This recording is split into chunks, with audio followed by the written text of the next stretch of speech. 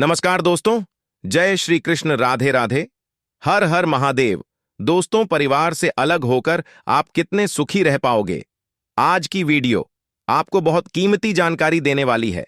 पहले आप वीडियो को ध्यान से सुनिए और बाद में अपनी राय कमेंट में दीजिए। दोस्तों, किसी जंगल में एक शेर बड़ा ही बहादुर और फुर्तीला था।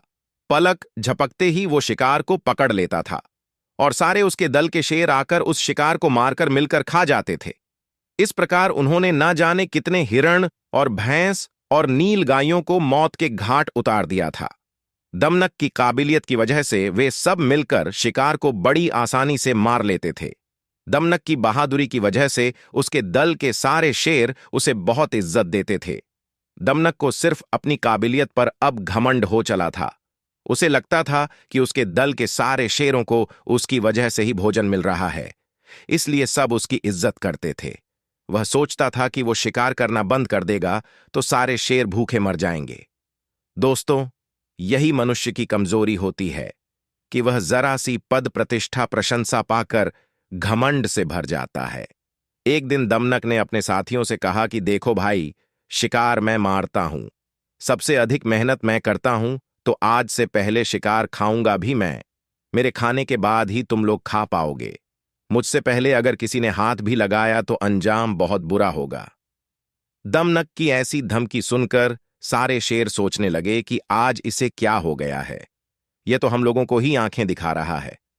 लगता है इसे अपनी वीरता पर ज्यादा ही अभिमान हो गया है। उसके ऐसे व्यवहार से सारे शेर नाराज थे। उनमें से एक बूढ़ा शेर दमनक को समझाने लगा कि देखो बेटे, शिकार तो सभी लोग मिलकर करते हैं, सबका बराबर योगदान रहता है, तो उनके साथ ऐसा भेदभाव क्यों? तो दमनक कहता है, काका क्या कह रहे हो? जितने भी शिकार होते हैं उनमें सबसे ज्यादा मुझे ही मेहनत करनी पड़ती है। मैं वायु की गति से दौड़कर शिकार का पीछा करता हूं और उसे पकड़ता हूं। तुम लोग मेरे पकड़े हुए शिकार को आकर मारकर खाते हो। मेरा योगदान अधिक है, इसलिए शिकार पर पहला अधिकार भी मेरा ही बनता है। वही बात मैंने इनसे कही थी कि मेरे खाने के बाद आप शिकार को खा सकते हो। जब दमनक की घमंड भरी बातें किसी को भी पसंद नहीं आई, उन्होंने अपने सारे शेरों को इकट्ठा किया और सब मिलकर दमनक से बोले, हे भाई, आपका यह व्यवहार ठीक नहीं है। माना कि आप बहुत फुर्तीले हो, भागकर शिकार को पकड़ लेते हो, पर हम लोगों की सहायता के बिना तुम शिकार को मार नहीं सकते। हम लोगों का भी पूरा पूरा योगदान रहता है, इसीलिए हम तुम्हारी बात से सहमत नहीं है। सब लोग शिकार करते हैं तो सब लोग ही मिलकर खाएंगे। पहले और बाद वाली बात कहां से आ गई? दमनक अपने साथियों के प्रस्ताव से सहमत नहीं हुआ। वह अपने घमंड में किसी को कुछ नहीं समझ रहा था। उसने कह दिया, कोई बात नहीं, यदि आप इस बात से सहमत नहीं हैं तो कल से आप अपना शिकार खुद करना, मैं अपना शिकार अकेले करूंगा। मित्रों, इतना बोलकर दमनक वहां से चला गया। अगला दिन हुआ। इधर दमनक को भूख भी लग रही थी। वह भोजन की तलाश में अपनी गुफा से निकला। जंगल में भैंसों का एक झुंड घास चर रहा था। दमनक दहाड़ते हुए उनकी ओर तेजी से भागा। मगर दोस्तों, जो भैंस शेरों को देखकर भाग खड़े होते थे, आज उन्होंने देखा कि उनकी ओर सिर्फ एक ही शेर भागा चला आ रहा है। वह अकेले शेर को देखकर तनिक भी भयभीत नहीं हुए। उल्टा उन्होंने झुंड बनाया और वो सब अकेले उस शेर पर टूट पड़े।